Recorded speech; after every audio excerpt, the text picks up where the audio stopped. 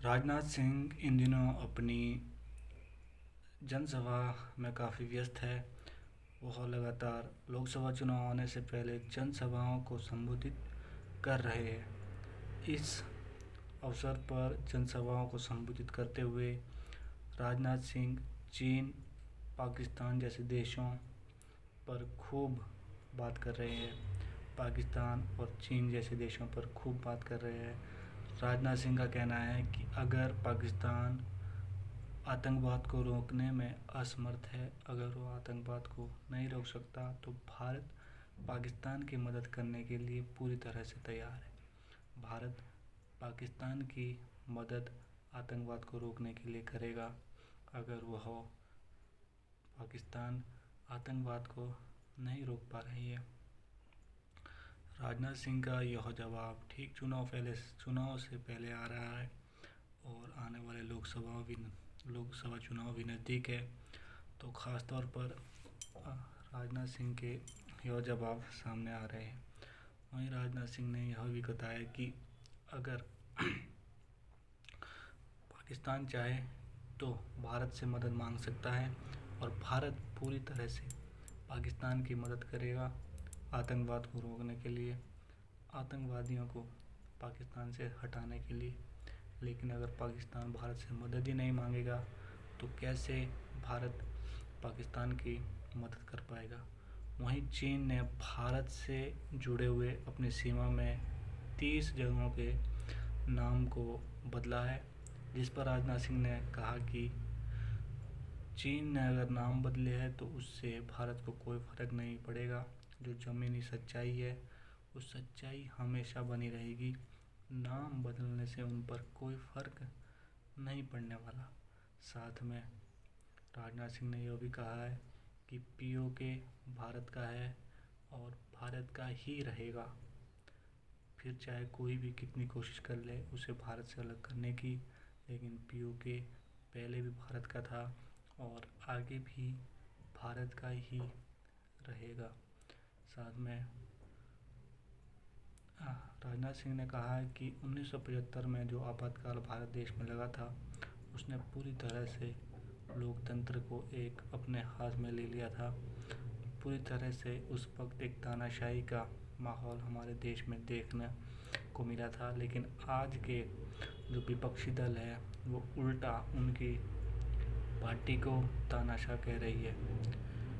राजनाथ सिंह ने कहा है कि जब तक मोदी सरकार है तब तक भारत को कोई छेड़ नहीं सकता और हमेशा पीओके भारत का रहेगा और भारत में जिस तरह के माहौल है उसे बेहतर बनाने के लिए पूरी तरह से मोदी सरकार काम करेगी।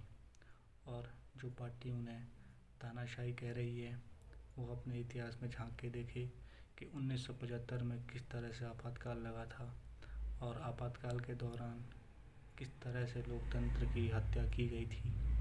वो लोग हमें आज के समय में कैसे तानाशाही कह सकते हैं। तो राजनाथ सिंह ने चुनाव से पहले इन्हीं सब बातों को कहा जो उन्होंने चुनाव से ठीक पहले कही। सरकार आने वाले चुनाव है, हालांकि उन्होंने ये बातें जनसभाओं को संबोधित करते हुए कहा। जब वो जनसभा को संबोधित कर रहे थे उस वक्त उन्होंने यह बातें कही और साफ तौर पर और भी बहुत सारे मुद्दे उन्होंने उठाए हैं, क्योंकि यह बात सही है कि चुनाव आने वाले हैं और चुनाव के बातें साफ है कि हर पार्टी कुछ ना कुछ जरूर कहती है ताकि आने वाले चुनाव में उन्हें फ़ायदा हो। तो राजनाथ सिंह भी अपना भाषण दे रहे थे। साथ में जो विपक्ष की पार्टियां हैं वो भी इस वक्त चुनाव के वक्त में लगातार भाषणबाजियां कर रही है। हर पार्टी चाहती है कि इस बार उनकी पार्टी सत्ता में आए। पूरा विपक्ष तो इकट्ठा हुआ ही है केंद्र सरकार के खिलाफ और केंद्र सरकार और अपने एनडीए संगठन के साथ चुनाव लड़ रही है। कड़ा मुकाबला इस बार देखने को मिल सकता है दोनों पार्टियों में, लेकिन फिर भी कहा जा रहा है कि इस बार मोदी सरकार फिर से आएगी। जिस तरह से मोदी सरकार पिछली बार आई थी उसी तरह से मोदी सरकार इस बार भी ज़रूर आएगी और मोदी ज़रूर जीतने में कामयाब होगी। जिस तरह से मोदी सरकार ने काम किए है, सभी लोग ऐसा कहते हैं कि जिस तरह से मोदी सरकार ने काम किए है उस तरह से लगता है कि इस बार भी मोदी सरकार ही देखने को मिले।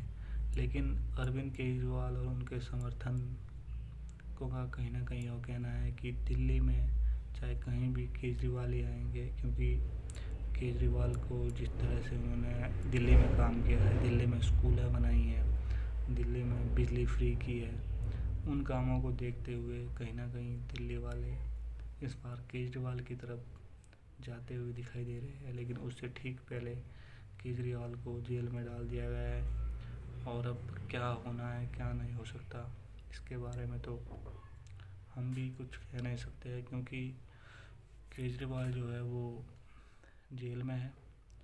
चुनाव लड़ेंगे तो जेल से ही लड़ना पड़ेगा, प्रचार भी नहीं कर पाएंगे, तो ऐसे में उनके लिए काफ़ी मुश्किल हो सकती है, उन्हें काफ़ी मुश्किलों का सामना करना पड़ सकता है। तो केजरीवाल की तो मुश्किलें बढ़ने वाली है, लेकिन साथ साथ राजनाथ सिंह ने जिस तरह के अपने भाषणबाजी दे रहे हैं, राजनाथ सिंह जिस तरह के भाषण कर रहे हैं, वो अपने आप में ही दर्शाता है कि केंद्र सरकार का जो आइडिया है वो साफ़ है। देश संविधान से ही चलने वाला है, जो भी संविधान में है उसके तहत ही देश चलेगा और भारत की संस्कृति, भारत की मान्यताओं को सम्मान किया जाएगा, उसी के आधार पर देश को चलाया जाएगा। ऐसा मोदी सरकार की आइडियोलॉजी। जय हिंद।